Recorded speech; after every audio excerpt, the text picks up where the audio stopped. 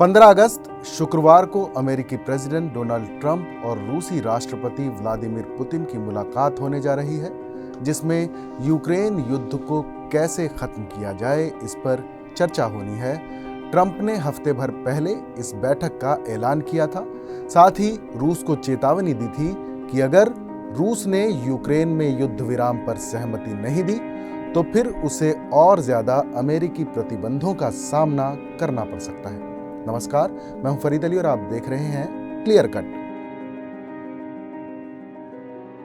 Trump के आग्रह के बाद रूस और यूक्रेन के बीच 3 दौर की बातचीत हो चुकी है, मगर अब तक दोनों पक्षों को शांति के करीब लाने में ये कोशिश नाकाम रही है। ट्रंप और पुतिन की मुलाकात अलास्का के एंकोरेज में होनी है।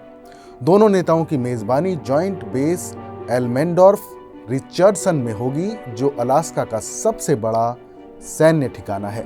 64,000 एकड़ में फैला ये बेस आर्कटिक इलाके में अमेरिकी सैन्य तैयारियों का एक बेहद अहम केंद्र है। लेकिन क्या आपको मालूम है कि जिस अलास्का में ट्रंप और पुतिन की ऐतिहासिक मुलाकात हो रही है, वो एक वक्त रूस का हिस्सा हुआ करता था। सोचिए, अगर रूस ने ये इलाका ना बेचा होता तो आज अमेरिका का सबसे बड़ा राज्य किसका होता? क्या इस मुलाकात के पीछे इतिहास की कोई छुपी हुई चाल है? चलिए जानते हैं अलास्का की पूरी कहानी। एक ऐसी दास्तान जिसमें राजनीति, रणनीति और अरबों डॉलर की डील छुपी हुई है। रूसी अलास्का का उदय 18वीं सदी में साइबेरिया से आगे रूस का साम्राज्य फैल चुका था। साल 1741 में रूसी खोजकर्ता विट्स बेरिंग पहली बार अलास्का पहुंचे। यहां फर यानी जानवरों की खाल का कारोबार शुरू हुआ। सील, ऊद बिलाव और दूसरे जानवरों की खाल के लिए रूसी व्यापारी आने लगे। सिटका यहां की राजधानी बनी, लेकिन अलास्का रूस से काफी दूर था। जब भी कोई संकट आता, मदद पहुंचने में महीनों लग जाते थे। 1850 के दशक में क्रीमियन युद्ध के दौरान ब्रिटिश नौसेना ने रूसी बस्तियों पर हमला किया। रूस को समझ आ गया कि इतने दूर के इलाके को संभालना आसान नहीं है। फिर रूस के जार अलेक्जेंडर द्वितीय के सामने एक बड़ी दुविधा खड़ी हुई। अलास्का पर खर्चा बढ़ता जा रहा था और बिजनेस घट रहा था। डर था कि ब्रिटेन से जंग हुई तो ये इलाका वैसे भी हाथ से निकल जाएगा। ऐसे में रूस ने अमेरिका से बातचीत शुरू की। अमेरिकी विदेश मंत्री विलियम सेवार्ड का मानना था कि अलास्का अमेरिका के लिए गेटवे टू एशिया बन सकता है। 30 मार्च 1867 को रात भर चली डील के बाद रूस ने 15,70,000 वर्ग किलोमीटर का ये इलाका सिर्फ $72 लाख में अमेरिका को बेच दिया। यानी 1 एकड़ जमीन के लिए उस वक्त सिर्फ रूस को 2 सेंट मिले थे। उधर अमेरिका में इस डील का मजाक उड़ाया गया। इसे सेवार्ड फॉली कहा गया। लोगों को लगा बर्फीली जमीन खरीदकर अमेरिका ने बेवकूफी की है। मगर किसे पता था कि कुछ ही सालों में अलास्का सोने की खान बन जाएगा। 1896 में क्लोनडाइक गोल्ड रश ने हजारों लोगों को यहां खींचा।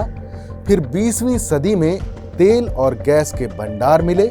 आज अलास्का अमेरिका के ऊर्जा भंडारों का सबसे बड़ा स्रोत है। सिर्फ खनिज ही नहीं, अलास्का की भौगोलिक स्थिति भी बेहद अहम है। ये अमेरिका और रूस के बीच महज 85 किलोमीटर की दूरी पर है। शीत युद्ध के दौरान यहां अमेरिकी मिलिट्री बेस बने। आज भी यहां से रूस की हर गतिविधि पर नजर रखी जाती है।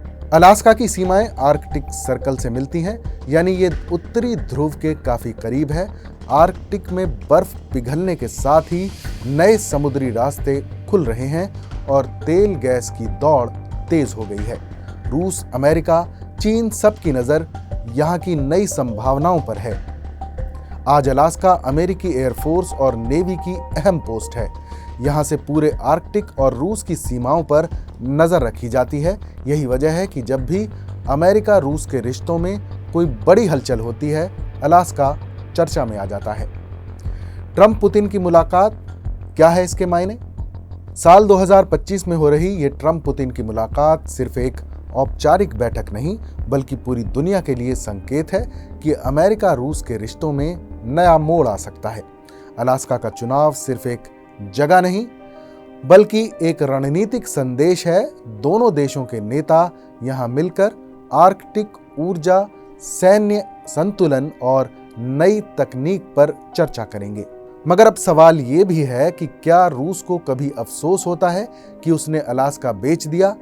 इतिहासकार मानते हैं कि आज रूस के पास अलास्का होता तो उसकी आर्कटिक पॉलिसी और ज्यादा मजबूत होती।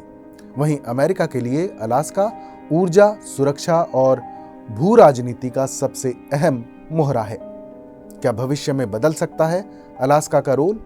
ऐसा माना जा रहा है कि जलवायु परिवर्तन, आर्कटिक की नई दौड़ और वैश्विक राजनीति, इन सब के बीच अलास्का की अहमियत और बढ़ने वाली है। क्या आने वाले समय में अमेरिका और रूस के बीच टकराव या सहयोग की नई कहानी यहीं से शुरू होगी?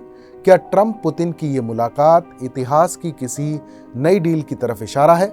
यानी अलास्का की कहानी सिर्फ एक जमीन की डील नहीं बल्कि इतिहास, राजनीति और रणनीति की सबसे बड़ी मिसाल है। क्या आपको लगता है कि रूस ने अलास्का बेचकर गलती की या अमेरिका ने सही वक्त पर सही चाल चली? अपने विचार हमें कमेंट करके जरूर बताएं। क्लियर कट में फिर मिलेंगे एक और नए मुद्दे, नई कहानी के साथ। तब तक देश और दुनिया की तमाम बड़ी खबरों के लिए देखते रहिए TV9 डिजिटल।